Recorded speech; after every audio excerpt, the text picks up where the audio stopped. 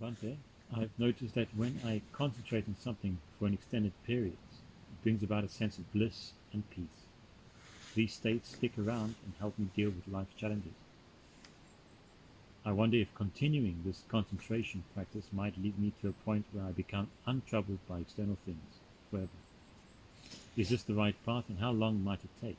I've invested a fair bit of time and I want to make sure that it's worthwhile.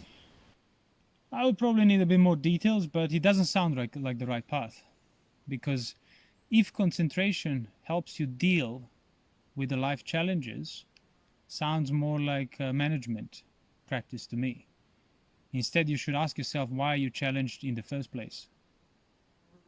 Why do you need concentration to help you deal with the challenges? If you were not challenged to begin with, you don't need to deal with it. You don't need to concentrate. You don't need to do anything. You are unmoved to begin with. That's the direction of practice. If concentration helps you cope, because you just can't bear it, fine, but don't confuse that for the practice of the Dhamma, because it isn't. It will not arise. It will not result in understanding, because you're going the wrong way about it. You're going trying to manage the suffering, which is kind of what Putujanas do, because they don't know the escape. So for as long as you don't abandon the value of suffering management, you will not look for the way of uprooting it. You need to basically leave yourself no way out in order to seek the true escape from it. To see the real cause. Yeah, to basically, if you stop managing your suffering, if you recognize that you're surrounded by it, like the king surrounded by the armies from the four directions, then you realize, okay, the weight of the problem, and then you can be able to look for it, for the way out rightly, through uprooting the craving. And that's exemplified with what I just said. You ask yourself, why am I bothered in the first place? Why is life challenging me? Why can life challenge me in the first place? Rather than, oh, I found something that helps me always deal with different challenges. No, I want to be not challenged to begin with.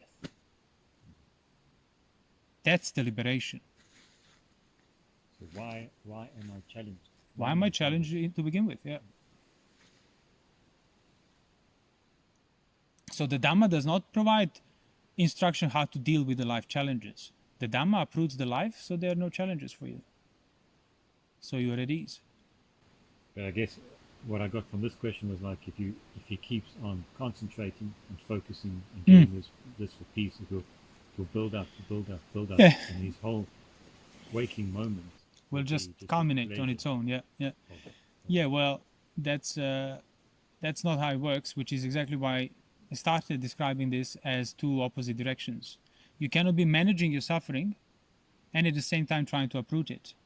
Because in order to uproot it, you need to stop giving in to the tendency and craving for management. Management is a quick fix. Management is depressuring of the container. And uprooting can occur if the container is pressurized rightly to the right extent. Let's put it that way. So each time you give into a management, you release the pressure. So it's mutually exclusive. Releasing the pressure, building the pressure. Releasing the pressure, building the pressure. So you have to give up that tendency towards management in order for that pressure that's been built up to turn you in the right direction.